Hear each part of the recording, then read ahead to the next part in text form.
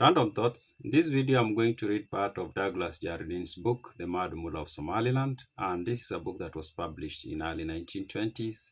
And Douglas Jardine was a colonial administrator from 1916 to 1921 in what was known as British Somaliland. Now, this book he describes it as a biography of Mohammed Abdille Hassan, but I can't say it is because he was his enemy. And in this book, he tries as much as he could to portray Mohammed Abdille Hassan in the most negative way possible. So there is no way we can take it to be a biography. Douglas Jardine was so much motivated to write the negative about him. Now, but this book describes what came to be known as the Dervish Wars, at least from the perspective of the British. Now, this part I'm reading is a part where it tells us about the panic that happened among the British colonial administrators after the second expedition. There were several expeditions against Mohammed Abdille Hassan. The first one happened, they thought that was going to be easy and they were going to, of course, end everything so quick. That did not happen. Now, there was a second expedition that happened. We've talked about this, where Mohammed Abdullah Hassan takes a loot and returns some whiskey to them, to the British. And it is after this expedition that seems like the British started to panic because they realized this was not going to be an easy campaign as they had thought. They had thought that this was going to be a very easy problem to solve, but it was turning out to be something else. And they were losing British officers. At this point, they had lost like maybe 5 or 6 British officers. They also had lost, of course, many of their men who were not British, because to the administration, the most valued lives, of course, were of those of the British officers. They were not counting the rest. So they had lost 5 or 6 of the British officers, and of course, hundreds of others, or even more. And so there was panic. And this is what Jardine writes happens after the second expedition. He says, as soon as the news of the action reached London, the greatest anxiety for the safety of the column and its long line of communication was evinced. So there was basically a panic about what was going on. And he continued to say, Brigadier General W.H. Manning, CB, Inspector General of the King's African rivals, who had been instructed to proceed to Berbera to secure Colonel Swine's line of communication, arrived in the Protectorate on October 23rd, 5 days after the latter's return to Bohortol.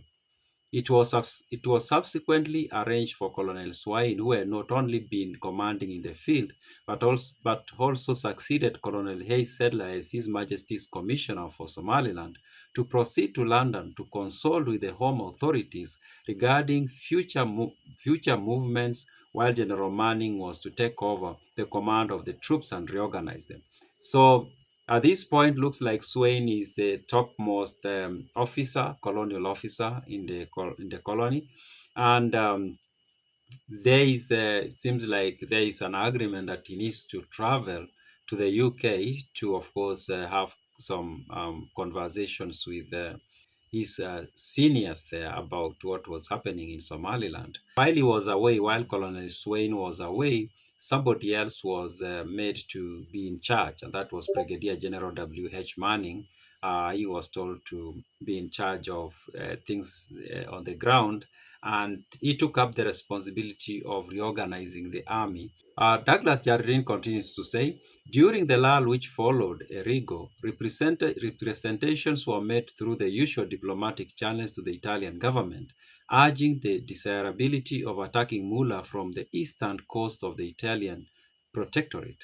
So they also reached out to the Italians that they needed some favors from the Italian government to at least allow them to attack Mohammed Abdullah Hassan from inside the Italian protectorate. He continues, the authorities at Rome, though disinclined to accept the suggestion, agreed to conference to examine the situation, and in the meantime, HMS Promone, accompanied by HIMS Volturno, surveyed the Italian Somaliland coast to select the most suitable port for disembarkation of troops. So the Italian received this request that the British want to be allowed to attack Mohammed Abdullah Hassan from within the Italian protectorate. They don't say yes. They tell them, okay, we can have a meeting about it and discuss it. In the meantime, the British decide to send two ships to go and try to see if they can spot a place where they can use, of course, to put soldiers on the ground from the sea. He continues, while thus planning an advance against the Mullah from the east, the necessity of preventing his escape to the west had not been forgotten, and Lord Cromer was arranging with the Emperor Menelik through the British minister to Ethiopia for an Abyssinian force accompanied by British officers to occupy the Tug Fafan Valley. So they also went talking to the Ethiopians. The Ethiopians were already willing partners, but they went to talk to them about new arrangements on how they were going to attack Mohammed Abdille Hassan. He continues, while these negotiations were in progress, General Manning was occupied in reorganizing the local forces. Rations were being moved up to Guerrero, where a flying column was formed and large number of transport camels was gradually being collected. The Somali levy was reduced in numbers and reorganized on the basis of 150 mounted infantry, 50 cavalry, 400 infantry in 4 companies, and 150 for garrison duties. So Manning reorganizes the force.